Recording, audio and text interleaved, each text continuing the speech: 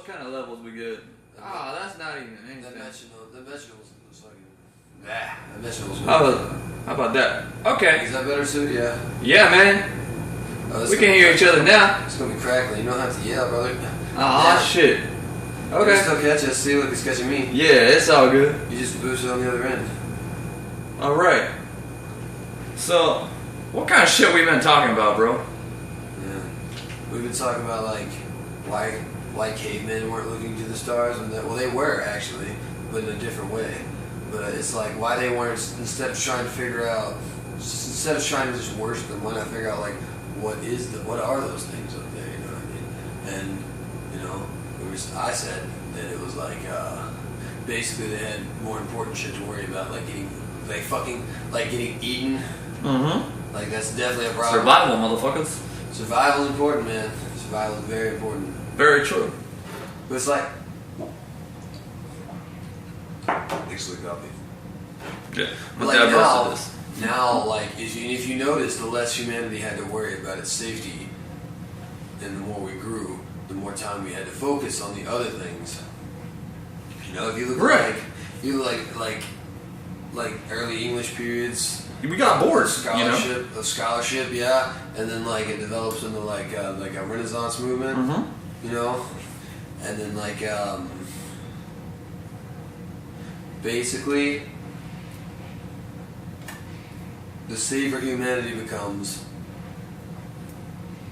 the bigger danger we are to ourselves too. Yeah, that's actually it, because the danger has to come from somewhere in order for life and the processes of perception to be necessary. Yeah. You know? Like, if we don't have to be awake, we won't. Because sleep is so fucking interesting. You know? Like, yeah. You just get fascinated by it. It's definitely one of the... we have to give ourselves reasons to stay in this whole, like, universal stream, yeah. I think. You know? Mm-hmm. And so, like, if nature's not doing that, you know, the matrix that we created, you know, as a challenge to ourselves, like, if that's not doing it, then our internal processes, our inner nature, then becomes the jungle, the danger place, where the dark night of the soul occurs, and where basically all of our demons are faced, and we come out the other side. It's the Mountain Doom, you know? Yeah, man. I mean, you know, I feel like people already go through that, man. I feel like we've attained such a level of safety that you literally see people who are experiencing that in front of your eyes, and you can't. There's nothing you can do, you know. Well, you have to let them deal with it most of the time. Yeah, there are some things you can do, I think. Mainly in terms of just like, if you remember that part of your own life, you know, whenever you were in that spot, and then you remember what got you out of that spot. Yeah.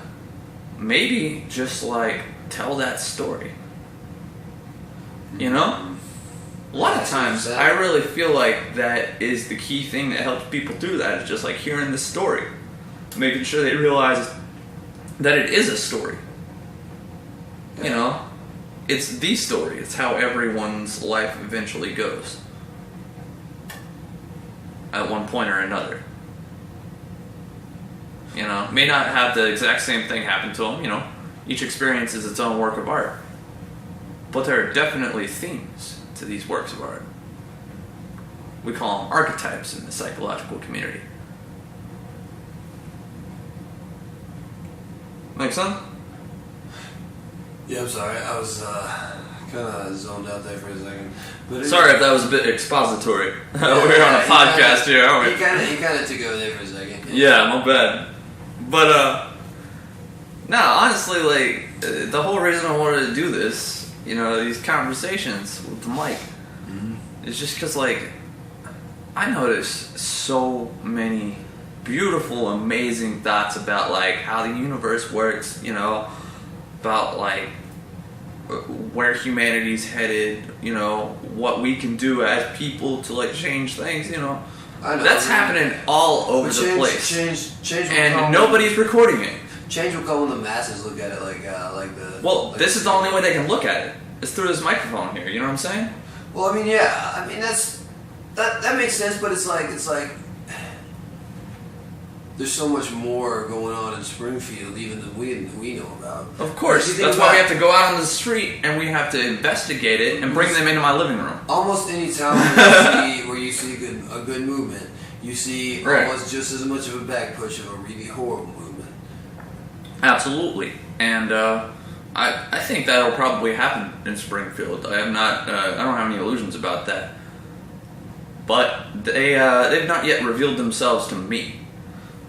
So, until they do, I'm just gonna be a happy motherfucker about this whole process. You know what I mean? Yeah. Like, yeah.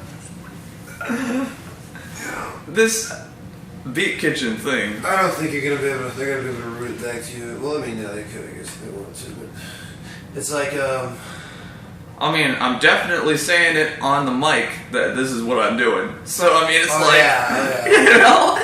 You've already told, that laptop is totally connected to the internet, too, so. Yeah, 100%. Like, this is intended to be out there.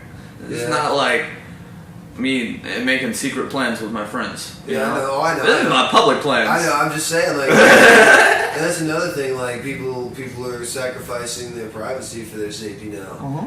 And it's like, that's not cool. Your privacy is like your freedom to me. To me, your privacy. Dude. The right to be by yourself is freedom, dude. And that's what I love. The right to not want to be any particular place at any particular time. Just be somewhere. Well, yeah, but the thing is, that's insanely easy, believe it or not. All you have to do is become detached. I'm well aware. It's incredibly easy, dude. Dude, I did it for 4 years, man. Like, it's like, I don't like feeling like I have to be somewhere. I don't like that feeling at all. And when I start doing that, man, when I start getting that feeling of like I have to be in Springfield, that's when I start wanting to leave, Right. Yeah. Honestly, like, I've built various intentional attachments to, this little apartment that I've got here. Yeah. Because those emotional attachments drive, all of the not so pleasant things that have to be done to, get your shit together in the city and, pay your rent and whatnot. I was a dishwasher for a long ass time. I hated it. Even though I loved the people in the kitchen, I loved the actual flow of it, I hated not being able to do my music and express my thoughts. Mm. And I hated the fact that there were some people that viewed me like a machine. And to the point that I made a whole angry ass album called Meat Robot. Meat Robot? Yeah, we all drive one. Oh, damn. A lot of us are treated just like we are one, and not anything beyond that. I mean, It's like if somebody looks at your Buick anybody can assumes choose. You're not in it. The thing is, what people don't realize is that anybody can choose to not have to do that.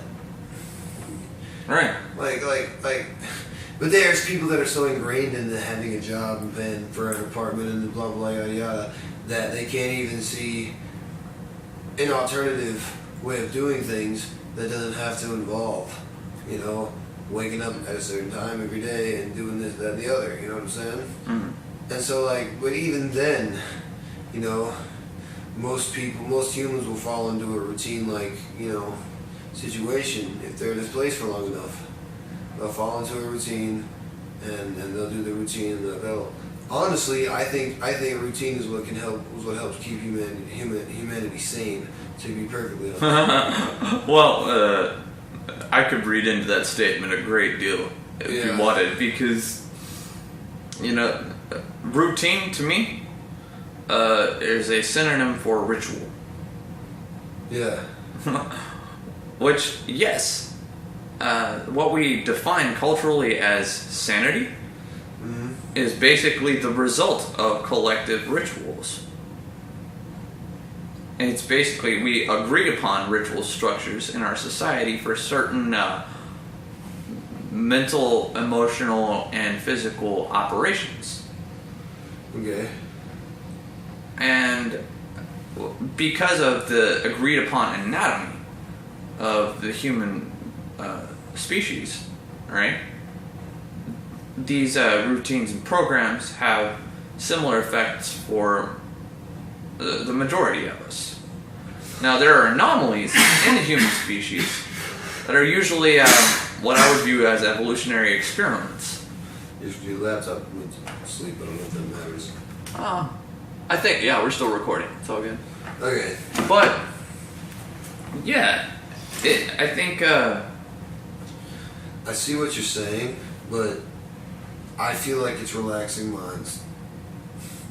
I think there needs to be a certain amount of mentally challenging things to do in any workplace. Right.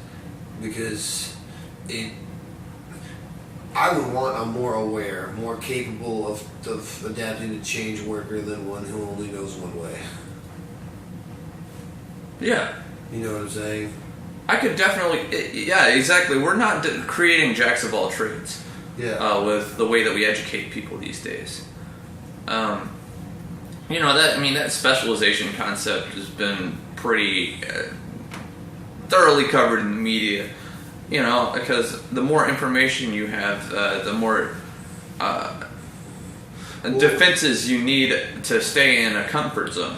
Well, you know what I mean? If I ever run a business, it's probably, like, things are going to be changing all the time because of the way that just the way my brain works. Like, I'm going to be trained, basically... I always thought about this, and I know this is kind of a random change from whatever, but it was like, I've been thinking about doing a food truck, right? Dude! Beat Kitchen! Yeah, and it sells different fucking, it sells like a different thing specifically every night, like it has a different theme basically every night. Like it'll be Mexican, then Italian, then deli, then burgers, and then fucking pizza. I want this at my shows, bro. I like on every festival gig that the Beat Kitchen has, it needs to have a Beat Kitchen food truck with some food that goes with the theme of the show. Yeah. That would be dope as fuck, dude. Because I was thinking about that, and like, I'm thinking if after I get this van, I'm gonna go try to find myself a decent trim job if I can get to if there's still something up there in Oregon. I'm gonna tell you guys, long game, this is definitely gonna be a thing. Alright, the Beat Kitchen is going to be an actual kitchen one day. There's going to be a studio in the back, there's going to be a kitchen in the middle, there's going to be a stage in the front, and there's going to be a place where people can sit down and eat delicious ass food that matches with the music that is being made right in the back of those studios. Yeah. And they can hear that shit on the speakers as it is being recorded. Okay, so check it out. That's the end game, y'all. Just saying. Check it out. So, I can fucking get... I will enterprise that for you if I can get the money for it. Right. However, see, y'all hearing this plans happening, like, on the air. Yeah. Like, this is how this shit works now. I will enterprise that shit for you if you can give me people who will work for free for a little while until such a time as I can actually pay them. Y'all hear that? Hey, I'm being real as fuck. It's not talk to the mic, bro. These people are going to tell you. It's not slavery if it's volunteer. I'm just saying. Fucking right. This man's got some ideas. I'm just saying, man. Like, and you will be... Because trust me, man, I feel like a decent truck, like, maybe see if I can get, I feel like I'd have to get a license for downtown, but I could even go park at Feel Good for their gigs and stuff, too. Dude! This is turning into a big practical discussion that sounds like it could be extremely useful. We started off on some crazy out there philosophies and shit, and ended up in the fucking Beat Kitchen. Like, I don't think this could have gone much better. I'm gonna go ahead and try and wrap up this little podcast here. But, yeah, this is what we're about to start doing. Just as an announcement, the Beat Kitchen is not only a musical production company, we are a thought production company. Alright? We basically exist to take all the cool ass ideas that are happening in the world around us that we can find. We chop them up into, hip hop songs. We might actually, take some voice clips from this podcast right here. Yeah. We can put that shit over Chill Step. People will listen to that if it's passionate enough. You know what I mean? Yeah. Like, this right here is ingredients in our kitchen. Any thoughts that come into my living room are ingredients in my kitchen. So, we use fairly simple software to chop that shit up and cook up philosophies that are actually emerging in the world around us. And we prove that they're emerging by using raw ingredients from our locally sourced, thought forms. Interesting. So yeah, we cooking this shit up organic. And I think we can say beat kitchen out. Love you, world.